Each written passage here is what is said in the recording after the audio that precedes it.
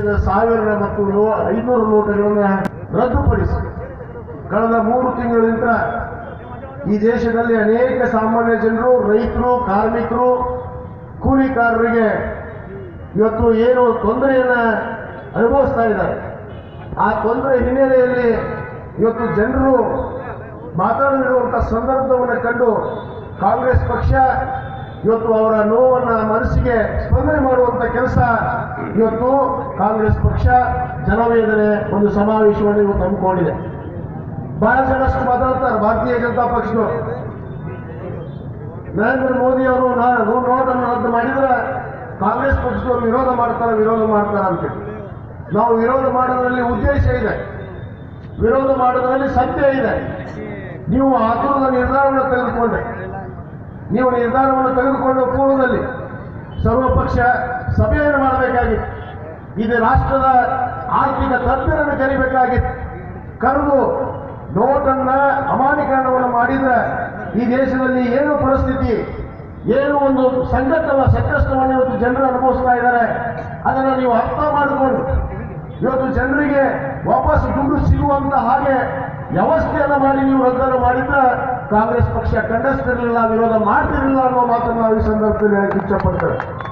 ನೀವು ತೆಗೆದುಕೊಂಡಂತ ನಿರ್ಧಾರವನ್ನು ಸ್ವಾಗತಿಸ್ತೇವೆ, ಆದರೆ ಅದರ ವ್ಯವಸ್ಥಿತವಾಗಿ ಯಾವುದೇ ಸಾಮಾನ್ಯ ಜನರಿಗೆ, ಬಡವರಿಗೆ, ಕಾರ್ಮಿಕರಿಗೆ, ರೈತರಿಗೆ ಅನ್ಯಾಯ ಆಗಲಾರ್ದಂಗೆ ನೀವು ನಿರ್ಧಾರವನ್ನು ತೆಗೆದುಕೊಂಡಿದ್ರೆ ಕಾಂಗ್ರೆಸ್ ಪಕ್ಷ ಇವತ್ತು ಬೀದಿಗೆ ಬರುವಂತ ಪರಿಸ್ಥಿತಿನೇ ಇರಲಿಲ್ಲ.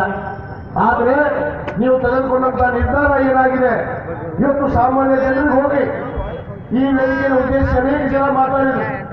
ಏನ್ ಹೇಳಿದ್ರು, ಪ್ರತಿಯೊಬ್ಬ ರೈತರ, ಕೂಲಿಕಾರನ, ಬಡವರ ಪರಿಸ್ಥಿತಿಯನ್ನು ನೋಡಿದ್ರೆ ಇವತ್ತು ಅಮಾನ್ಯೀಕರಣವನ್ನು ಮಾಡಿದ ನೋಟನ್ನ ಯಾರೋ ತಾಯಿದ್ರು ತಮ್ಮ ಮನೆಯಲ್ಲಿ ನಾವೆರಡು ನೋಟುಗಳನ್ನು ಬಚ್ಚಿಟ್ಟಿದ್ರು, ಗಂಡನಿಗೆ ಗೊತ್ತಿರಲಾರ್ದೆ ಇವತ್ತು ಆ ನೋಟನ್ನ ಬದಲಿ ಮಾಡ್ಕೊಂಡು ಕೂಡ ಆಗದೆ ಇವತ್ತು ದುಡ್ಡನ್ನ ಅನೇಕವಾಗಿ ನಾವು ಹಾಳು ಮಾಡಬೇಕಾಗಿ ಇವತ್ತು ಹೇಳಿದ್ರು ನರೇಂದ್ರ ಮೋದಿ ಅವರು. ಇವತ್ತು ನಾವು ಅಮಾನ್ಯೀಕರಣವನ್ನು ಮಾಡಿ ಉದ್ದೇಶ ಈ ದೇಶದ ಭ್ರಷ್ಟಾಚಾರ, ಈ ದೇಶದ ಭಯೋತ್ಪಾದನೆ, ಇವತ್ತು ಅನೇಕ ಅವ್ಯವಹಾರಗಳನ್ನು ನಾವು ನಿಲ್ಲಿಸಿದ್ದೀವಿ ಅನ್ನೋ ಮಾತನ್ನ ನರೇಂದ್ರ ಮೋದಿ ಅವರು ಹೇಳಿದ್ರಲ್ಲ. ನರೇಂದ್ರ ಮೋದಿ ಅವರೇ, ನೀವು ಮಾಡಿರುವಂತ ಒಂದು ಕುತಂತ್ರದ ಕೆಲಸದಿಂದ ಇವತ್ತು ಎಷ್ಟು ಜನರು ಸತ್ತಿದ್ದಾರೆ.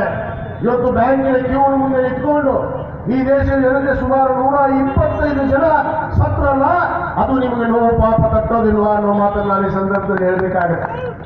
ಇವತ್ತು ಸುಮಾರು ರೈತರು, ಸುಮಾರು ಅನೇಕ ಜನ ಆಸ್ಪತ್ರೆಯಲ್ಲಿ ಹೋಗಿ ಸತ್ತು, ದುಡ್ಡು ಇಲ್ಲಾಂದ್ರೆ ಆಸ್ಪತ್ರೆ ಚಿಕಿತ್ಸೆ ಪಡೆಯಲಾರದೆ ಸತ್ರು, ಬೀದಿಯಲ್ಲಿ ಸತ್ರು. ಅನೇಕ ಜನ ವ್ಯಾಪಾರಸ್ಥರು ಇವತ್ತು ಉದ್ಯೋಗವನ್ನು ಮಾಡೋದು ನಿಲ್ಲಿಸಿದ್ದಾರೆ.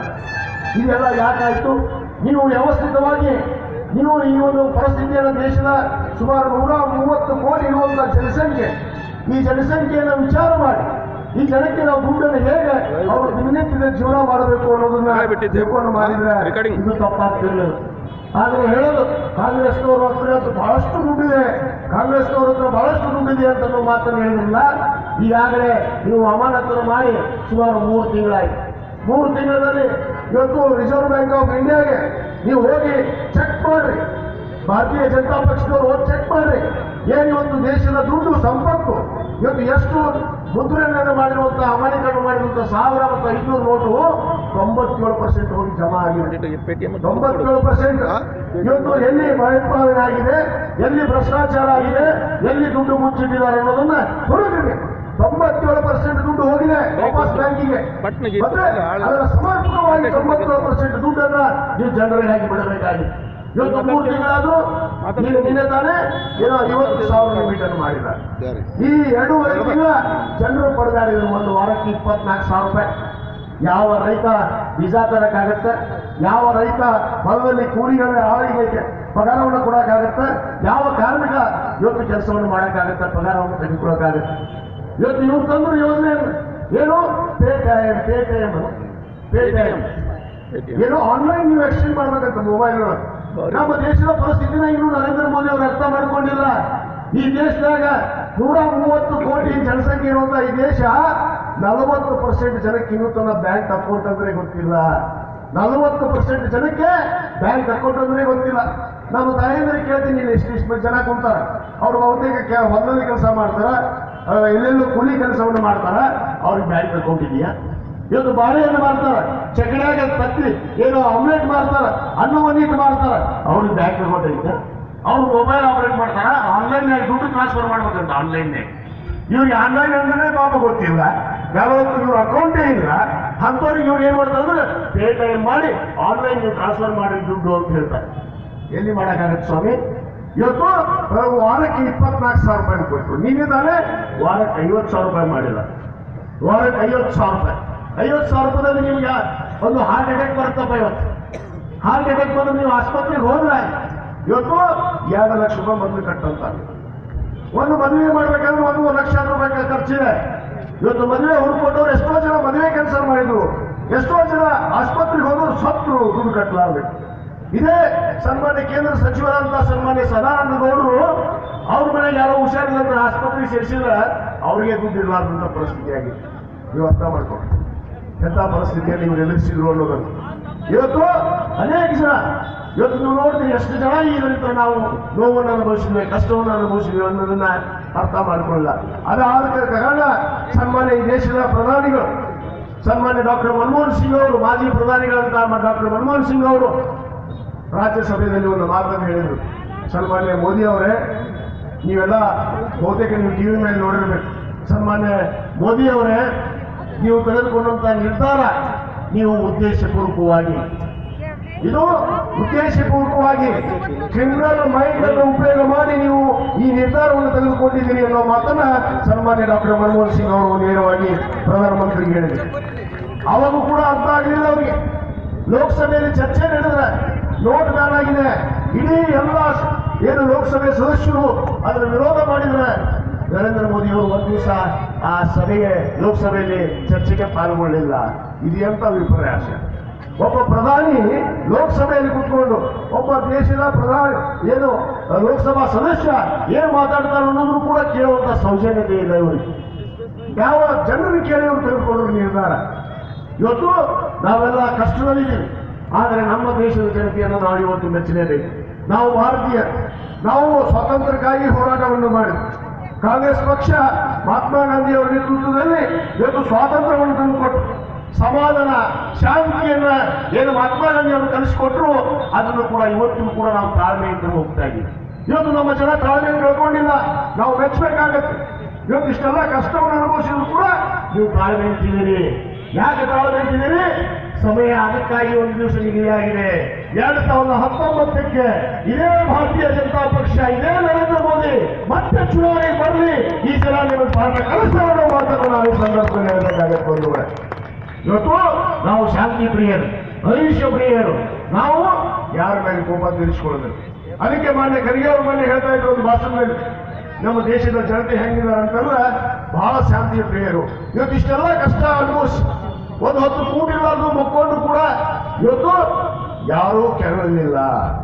ಎಷ್ಟು ಜನ 108 ಜನ ಬ್ಯಾಂಕಿನ ಕ್ಯೂ ಮುಂದೆ ಸತ್ರು ಕೂಡ ನಮ್ಮ ಜನ ಕೆರಳಲಿಲ್ಲ.